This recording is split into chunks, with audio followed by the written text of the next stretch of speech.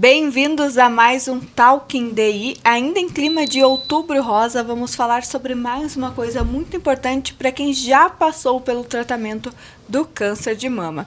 Hoje quem está conosco é a Aline Camacho, que é tatuadora e faz uma coisa um pouquinho diferente, que é a reconstrução da areola mamária. E ela vai contar um pouco como funciona esse trabalho artístico. Aline, bem-vinda ao Talking DI. Muito obrigada, tudo bem? Então, é um trabalho simplesmente incrível, assim. Ele ajuda muito as mulheres, principalmente no resgate da autoestima, né? Então, ele não é só um processo de ir lá e fazer uma tatuagem 3D ou fazer um agulhamento, né? Ele envolve muito mais do que isso. E eu percebo, assim, que quando as minhas clientes chegam, elas chegam murchinhas, sabe? Assim, sem muita expectativa, às vezes, ou então com muita expectativa, depende muito. Mas todas elas saem com a mesma reação, que é o que me realiza. Elas saem pulando de felicidade, assim, né? Elas dão pulinhos na frente do espelho, elas começam a se reconhecer de novo. Eu acho que esse é o ponto principal. E Aline, antes da gente contar um pouco mais desse passo a passo, de como funciona, como você chegou até o mundo das tatuagens, e em especial da tatuagem ali para essa reconstrução? Então, o caminho é bem longo. Eu sempre gostei muito do mundo artístico, independente do viés dele, né? Então, eu já me aventurei aí em curso de moda. Que legal! Trabalho com desenho há mais de 16 anos. Trabalhei com audiovisual também. Mas sou formada em artes visuais. E eu sempre tive uma curiosidade, porque eu sempre gostei muito de tatuagem, né? Desse universo, assim. E aí foi na pandemia que eu comecei a fazer um curso de tatuagem e eu gostei. Então, eu entrei no cenário da tatuagem, né, no mundo da tatuagem, como tatuadora artística, que é o que? É os desenhos na pele, né, os projetos exclusivos que é feito, que também tem uma importância muito legal, as pessoas ressignificam muito, né, através da tatuagem. Então, foi ali que eu comecei. Só que eu queria sentir algo mais. Alguma coisa mais importante, assim, que sentisse mesmo. Que me sentisse, assim, mais realizada, sabe? Não que a tatuagem artística não me realize, mas a tatuagem paramédica, né, como a gente chama, ela me dá um quentinho a mais, dá pra dizer assim, sabe? Eu me sinto muito realizada quando eu faço. E também o fato de eu estar diretamente ajudando principalmente as mulheres, porque eu também tem homens que buscam, né, a tatuagem paramédica, mas principalmente as mulheres, isso foi o que me motivou. Tanto é que hoje eu ainda faço a tatuagem artística, mas o meu foco principal é na tatuagem paramédica, né? E a tatuagem paramédica, ela engloba o que mais neste mundo, pra gente que não conhece muito? Sim, a gente tem a reconstrução areolar, né, que é o principal. Mas a gente também trabalha com camuflagem de cicatriz. Por exemplo, uma pessoa, ela fez uma cirurgia, abdominoplastia, por exemplo. E aí ela ficou com uma cicatriz e ela se sente mal com aquilo, ela quer cobrir aquilo, mas ela não quer uma tatuagem em cima. Então, a gente faz a camuflagem, que é aproximar o tom da pele, né, ali a tatuagem do tom da pele da pessoa. É como se fosse uma maquiagem na cicatriz, mas feita com agulha. Permanente. Isso, com agulha, né? Permanente. Então, a gente aproxima do tom da pele, então ele fica muito próximo ao tom da pele, o resultado fica muito legal, a cicatrização também é um resultado bacana. E como você foi chegando na questão da reconstrução areolar? Teve alguém ali da sua família que passou pelo câncer, algum conhecido? Ou foi realmente por isso, não, eu quero ajudar as outras mulheres? Então, a princípio começou com essa coisa de ajudar as outras mulheres, de querer buscar isso, de achar uma maneira de me sentir mais útil para a sociedade, sabe? Então, a princípio eu comecei com isso. Depois, infelizmente, né, eu tive também ali uma parente que teve câncer de mama, né, e acabou não resistindo. Mas isso tudo motiva para continuar buscando, para continuar ajudando, e isso é muito importante. E você lembra a primeira vez que você fez, ou ainda no curso, ou de uma pessoa que passou pelo tratamento, como foi pra você? Porque querendo ou não, você também tem ali nas suas mãos uma grande responsabilidade. A autoestima da mulher, é o sonho dela se ver como mulher novamente. Exatamente. Então, como eu te disse, tem muitas que chegam com muita expectativa, né? E a primeira que eu fiz, eu confesso, assim, que eu fiz com um pouco de medo, apesar de eu ter treinado muito, né? A gente faz muito treino em pele artificial. Então, a gente treina desde uma areola totalmente do zero, sabe? Construir ela inteira. Então, mesmo tendo bastante treino, chegando na pessoa, na pele, na cliente, é outra situação, né? Porque você tá ali mexendo com os sentimentos da pessoa, você tá ali trabalhando, né, com a expectativa dela. Então, ela vai, no meio do processo, ela vai te contando toda a história. Então, tu tem que estar muito bem preparado para que isso não tire o foco do trabalho que você está fazendo, mas que também tenha esse acolhimento. Essa empatia do momento. Então, nessa primeira tatuagem que eu fiz, eu me senti um pouco... Ai, meu Deus, será que eu vou dar conta? Será que o resultado vai ser tudo que ela espera? Que a gente tem esse receio. Sim. Até hoje dá um friozinho na barriga, sabe? Mas hoje a gente já vai com mais confiança, né? Porque já sabe o que tem que fazer, já sabe os passos, já sabe ali a questão dos pigmentos, que é uma parte bem difícil. Eu ia dizer porque cada uma é de uma forma, de cor, formato, aí você tem que fazer ali os pigmentos na hora. Exatamente. Então tu faz, é isso que eu faço. Os pigmentos, eu faço as misturinhas que a gente chama, né? As misturas de tons na hora. Vou passando ali na pele dela, bem próxima à areola, para já ir vendo qual que é o tom que mais se aproxima, qual que é o que vai identificar melhor, vai fazer essa reconstrução ficar mais fluida, ficar mais natural, né? É diferente de, eu vou ali fazer uma tatuagem, escrever um nome, fazer um cachorro, que seja importante, do que esse momento que realmente é uma reconexão da mulher naquele espaço. É muito diferente. Ambos têm suas peculiaridades, né? Mas é muito diferente. Porque ali é assim, a gente tem artistas, né? Eu chamo de artistas, né? Artistas paramédicos que trabalham com molde de areola, que é uma régua, que ela tem os cilindros, assim, para você colocar ali na pessoa, fazer o desenho para depois tatuar, né? Fazer a reconstrução. Eu não utilizo isso. Eu utilizo muito mais essa questão visual para ver como é que se comporta a areola dela. Por exemplo, ela pode ter uma areola e a outra não. Em uma eu vou ter que fazer do zero. Eu tenho que fazer ela parecida, muito parecida com a que ela já tem. Acontece bastante que algumas mulheres afetam apenas uma das mamas. Exatamente. Então, ali você precisa fazer esse trabalho, né, visual. Se eu botar uma régua ali, não vai ficar. Às vezes o mamilo não é redondinho, ele é oval, ele tem formato de gota. Então, tem inúmeros formatos. Então, uma régua ali não vai funcionar. Para mim, não funciona. Então, eu vou muito mais no visual, vou fazendo as medidas, vou tomando distância para olhar se tá legal, se não tá, corrigindo se necessário. É todo um processo, né?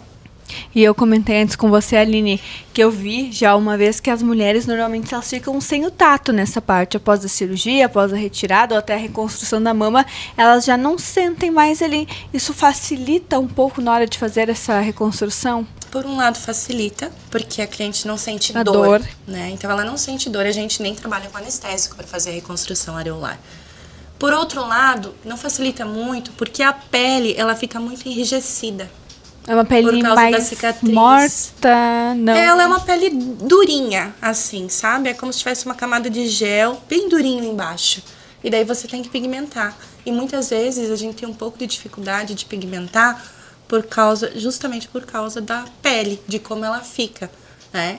Porque ela é uma pele que já foi mexida, que já foi judiada, né? Tem uma cicatriz ali.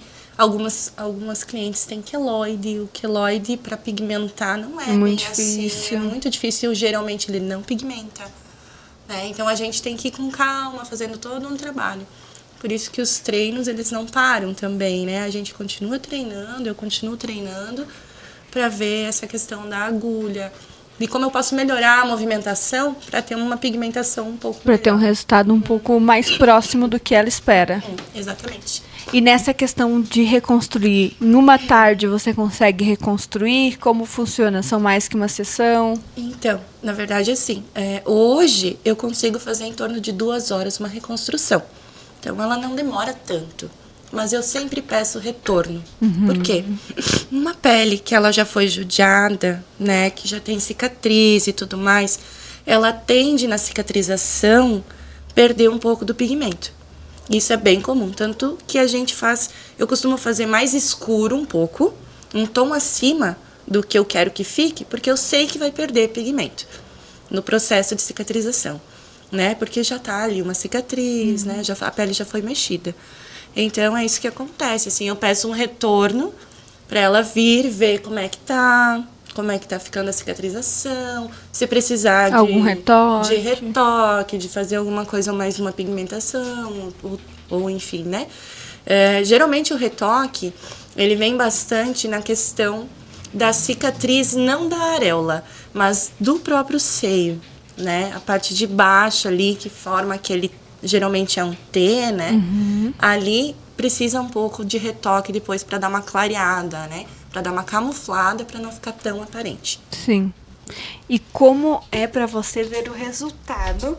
E como é normalmente a sensação, assim, das clientes que estão ali? Porque você disse, muitas chegam com aquela expectativa.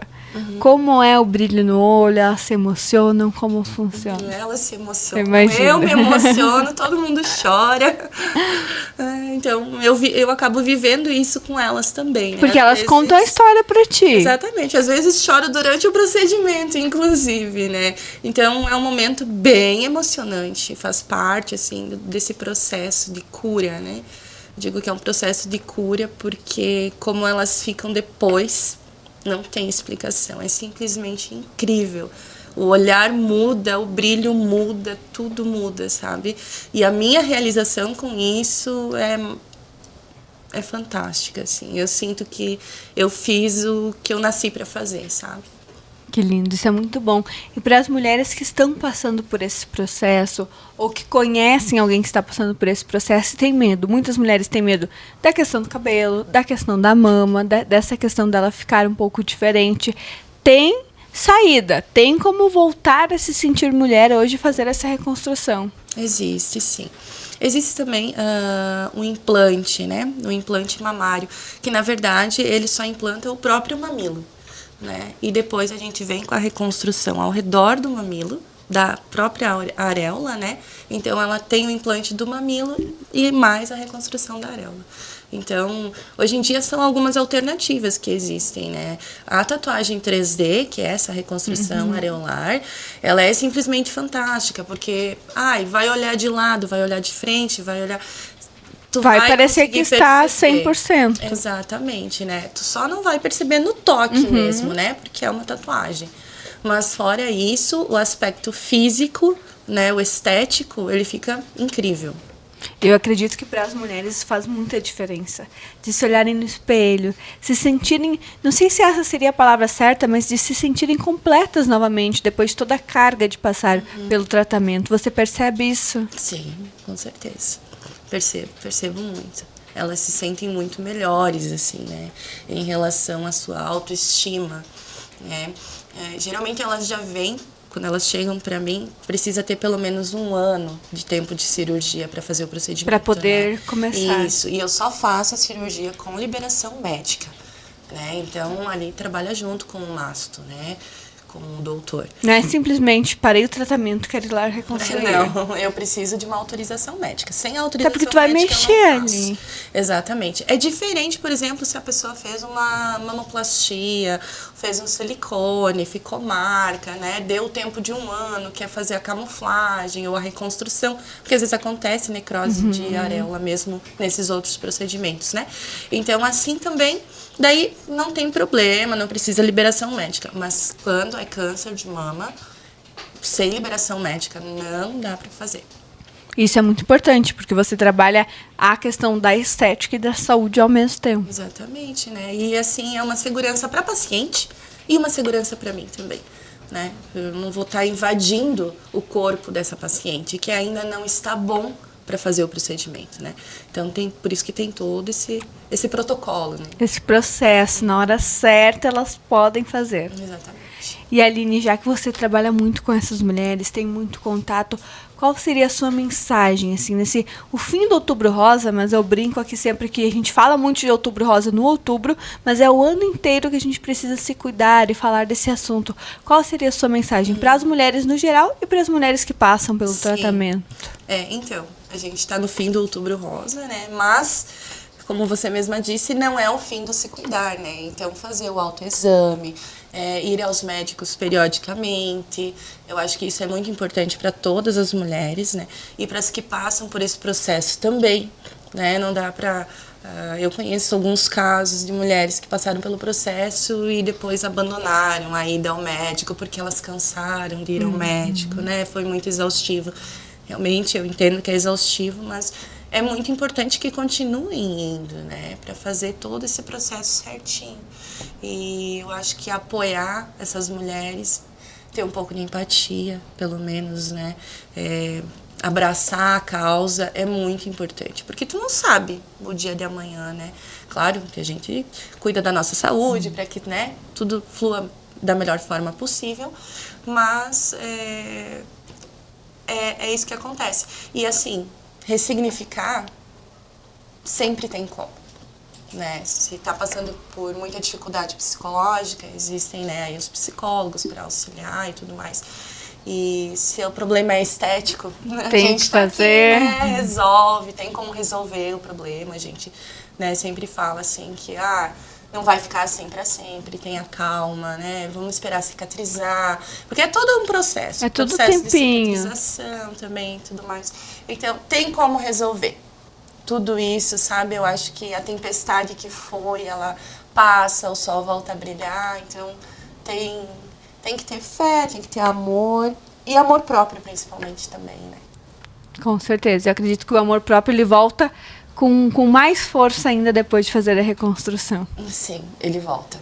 É lindo, lindo de ver. Só quem passa, só quem acompanha, né, quem faz o trabalho também entende, consegue assim, sentir o quanto é gratificante isso. Aline, muito obrigada por nos contar um pouco mais desse trabalho e parabéns também por ser essa artista. Muito obrigada. E a gente vai ficando por aqui. Como eu falei durante o Talking, a gente falou de Outubro Rosa ao longo do mês, mas Outubro Rosa, o assunto do câncer de mama não deve ser tratado só durante esse mês. A gente segue ao longo do ano inteiro dando alertas de prevenção e ajudando você a descobrir um pouco mais e cuidar da sua saúde. Este e outros conteúdos você pode acompanhar em diregional.com.br.